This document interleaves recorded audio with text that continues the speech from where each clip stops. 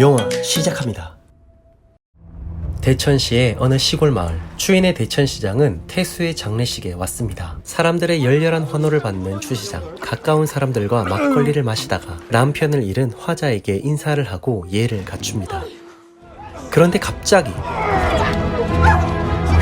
뉴스를 보던 중 황급히 자리에서 일어납니다. 저 급한 일이 있는 걸 깜빡해서요. 정희는 평소 알고 지내던 김반장에게 대천 농약 막걸리 사건에 대해 알아봐달라고 합니다.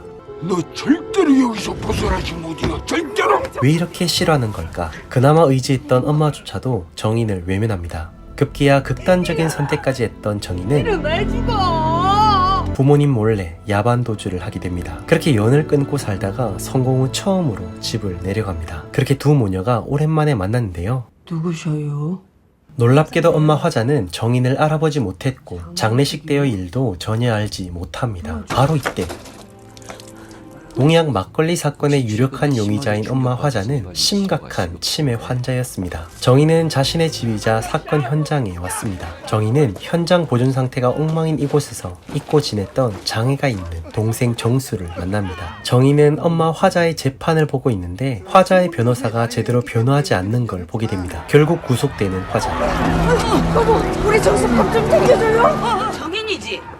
넌 고모를 십수년 만에 봤는데 인사도 안 하는겨?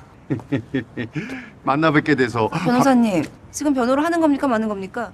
저 이 시간부로 이 사건서 손 떼요. 저런 인간이 변호하면 없던 죄도 생겨요. 그렇게 엄마 화자의 변호사가 된 정희는 비협조적인 마을 사람들에게 비난만 받습니다. 정희는 오랜만에 다시 만난 고모부에게 마을 사람들이 자기 가족을 미워하는 이유가 과거 아빠 태수의 금강사업 실패 때문이라는 말을 듣습니다. 그렇게 별 소득 없이 마을을 떠나려던 정희는 사건 현장에서 누가 있음을 발견하고 정희는 김반장의 도움으로 사건을 맡은 검사와 형사, 목격자가 함께 있는 사진과 경찰이 엄마 화자를 강압적으로 수사하는 영상도 확보합니다. 정희는 그간 모았던 자료들을 근거로 검사와 형사의 표적 수사를 밝혀내고 엄마 화자가 치매 치료를 받을 수 있도록 구속 집행정지를 요청합니다. 그 딸내 민년 하나 나타났다고 일을 이 지경으로 만들어? 이 표적 수사의 배후에는 추 시장이 있었는데요. 신부장한테 전화 돌려. 정인으로 인해 병원 진료를 받게 된 화자, 주치의는 화자의 상태가 너무 심각하기에 충분히 병보석으로 구치소를 나올 수 있을 거라고 합니다. 주치의는 누군가와 대화를 하고 있고 화자의 병실에 돌아와 보니 화자가 없습니다. CCTV를 돌려보고 경찰의 대대적인 수색 결과 화자는 어느 저수지에 있었습니다. 그런데 여기서 초등학교 동창 양순경을 만나고 그와 함께 경찰서에 와서 석 달 전 엄마의 모습이 담긴 CCTV를 보게 됩니다. 엄마는 양순경에게 자기 남편 태수는 살인자이고 추 시장과 그 일당 모두 한패라는 알 수 없는 말을 하는데 정희는 화자가 치매라며 대수롭지 않게 여기면서도 혹시 이 마을에 살인사건이 있었냐고 묻는데 양순경은 이 마을엔 범죄 없는 마을로 유명하다고 합니다. 그나마 이 마을에서 특별한 일은 현재 뒷산에 짓고 있는 카지노 사업이라고 하는데요.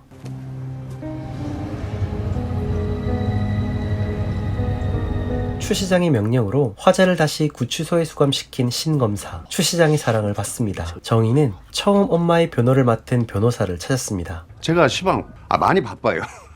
실례 많았습니다. 카지노랑 연관을 짓는데 놀랬어요. 예쁘긴 제가 다시 전화 드릴게요. 변호사 역시 추 시장과 한패임을 알게 됩니다. 그날 밤 정희는 사건 현장을 다시 찾았습니다. 서랍 안쪽에서 통장을 하나 발견하고 주변을 돌아보고 있는데 갑자기 몸싸움을 하다 떨어뜨린 남자의 라이터를 경찰서에 가져가지만 지금 뭐 하는 거야? 수사업자 안 하고!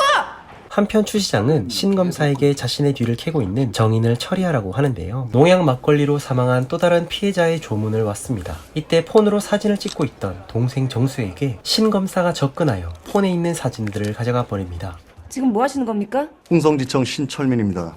장례식을 나오던 정인과 정수는 웬 건달들에 의해 폭행과 협박까지 당하는데요.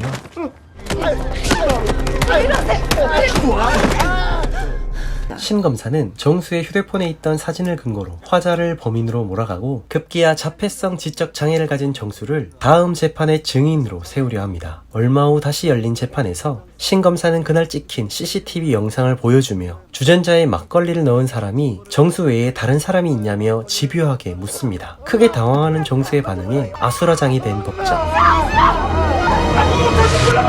결국 정신을 잃은 화자는 병원으로 이송되고 정수는 새로운 살인 용의자로 체포됩니다. 지금 뭐 하는 거야, 영장 없이! 실명으로 끝냅시다.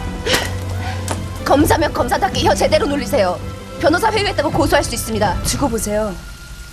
내가 결백을 증명할게. 화자는 7월 17일 재원절에 급성 치매가 시작됐고 이날은 집에 추 시장과 이장이 찾아왔을 때였습니다. 전부 다 지가 한 거라니까요. 아들이면 무사할 겁니다.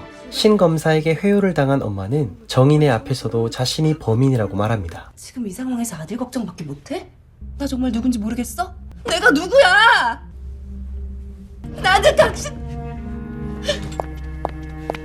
정인이 떠나고 얼마 지나지 않아 순간적으로 제정신을 찾은 화자.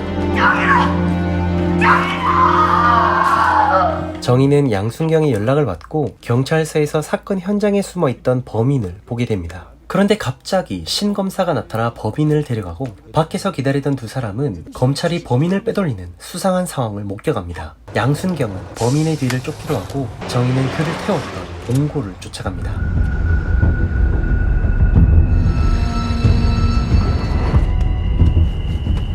그리고 몰래 그 봉고차에서 땅의 소유지가 적혀있는 것을 발견합니다. 깨진 결혼 액자에서 또 다른 결혼 사진을 발견하고 옷장에서 떨어진 옷에서 부서진 휴대폰도 발견합니다. 부탁드릴게요. 찢어진 사진들을 조합해보니 엄마가 임춘우라는 남자와 결혼했었다는 걸 알게 됩니다. 정희는 평소 엄마와 친했던 피해자를 찾아가 충격적인 진실을 듣게 되는데요. 그는 자신의 아빠 태수와 추시장 일당에 의해 어이없이 죽임을 당했던 것. 그래서 홀로 남은 엄마는 어쩔 수 없이 아빠 태수와 함께 살았던 것이고 어린 정인에게는 폭력을 휘둘렀던 것입니다. 생각보다 이 사건의 뿌리가 깊다는 것을 알게 된 정인. 추시장은 또 한 번 정인을 제거하려고 합니다. 제가 만나서... 겨우 깨어난 정인은 양순경에게 또 다른 땅 문서를 보게 되는데요. 땅 문서에 적힌 사람들의 등본을 떼고 사건 현장에 들러 추가로 증거를 확보합니다. 그리고 추 시장에게 직접 찾아가 증인의 자격으로 법정에 서달라고 부탁하는데 추 시장은 몸이 안 좋다는 핑계로 증인으로 서길 거부합니다. 안 나오면 나오게 해야지. 생각보다 더 교활한 놈들이네 이거. 정인은 다시 열린 재판에서 고모부를 증인으로 부르고 고모부를 통해 아빠 태수가 임춘우를 죽인 뒤 채석장 소장으로 잘 나갔을 때부터 마을 사람들의 돈까지 빌려서 금강 사업을 하다 망하고 이후 시의원으로 나가려고 도려운 짓도 했지만 끝내 추시장 일당에 의해 배신당한 이야기까지. 야 이 농약 먹여 죽일 놈들아! 응? 소장님이 입버릇처럼 하던 여기요? 공교롭게도 태수를 배신한 5명은 농약이 든 막걸리를 마신 피해자들이었습니다. 피해자 5명 중 유일하게 깨어난 추인의 시장을 증인으로 신청하는 바입니다. 처음엔 침착함을 유지하던 추 시장은 카지노 사업의 비리와 죽은 태수에게 협박을 당했었다는 얘기에 흥분하고 정인은 사건 현장에 침입했던 남자를 재판의 결정적인 증인으로 세웁니다. 그는 추 시장과 그 일당 방 사장의 지시로 태수의 집에 침입해 땅 문서를 훔쳤다고 증언합니다. 억울하게 체포된 정수가 풀려나고 수리가 끝난 폰을 살펴보던 정인은 충격적인 영상 하나를 발견하는데 태수는 임춘우 때문에 화자가 자신을 죽이려고 한다고 말합니다. 추 시장이 죽어가는 태수를 찾아왔고 자신의 원래 남편 임춘우가 그들의 손에 죽었음을 알게 됩니다. 그 이후 화자는 태수의 밥에 농약을 뿌렸으며 태수의 장례식장에 모인 추 시장과 그 일당들도 농약으로 죽이려 했던 것입니다.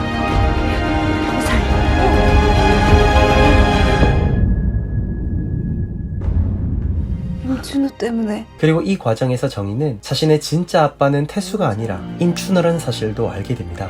임춘우가 죽고 화자 자신도 목숨을 끊으려고 했는데 태수가 그녀를 구해내면서 정인의 아빠로 살았던 것입니다. 죽으려 했던 화자가 다시 살려고 했던 유일한 이유는 임춘우와 사랑해서 가진 딸 정인이 때문이었습니다.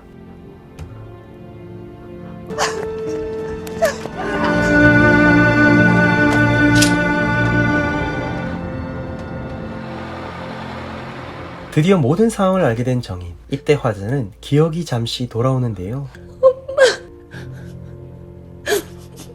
지금껏 미친듯이 공부해서 최고의 변호사가 되었고 억울한 엄마의 누명을 벗기기 위해 이 위험한 사건을 맡아 변호하고 있었는데 진짜 범인이 자신의 엄마 화자라는 사실에 정인은 오해를 하는데요. 정인은 다시 열린 재판에서 지금까지 수집했던 땅 문서들을 근거로 추 시장이 태수를 속이고 이득을 취했다는 것을 밝게 됩니다. 임춘우 기억 안 나? 살인자는 바로 안태수입니다. 정의는 농약 막걸리 사건의 진짜 범인이 그렇습니다. 추 시장과 그 일당에게 배신당한 태수라고 주장합니다. 이준미 살인 교사 혐의로 체포합니다. 그리고 마지막 재판에 앞서 정의는 정수에게 거짓 증언을 하게 하는데요. 아빠 하늘나라 나가면 파티하는데 텔레비 나오는 아저씨 오면 주라고 했어. 이 사람 맞아요? 맞아. 마침내 화자의 무죄를 받아냄으로써 정의는 재판에서 승소합니다. 하나만 물어봅시다. 어머니가 정말로 결백하다고 생각하세요? 어머니는 이미 충분한 대가를 치렀어요. 정의는 진짜 아빠 임춘우가 억울하게 죽어야 했던 저수지에서 말할 수 없는 비밀을 묻은 채 영화는 끝이 납니다.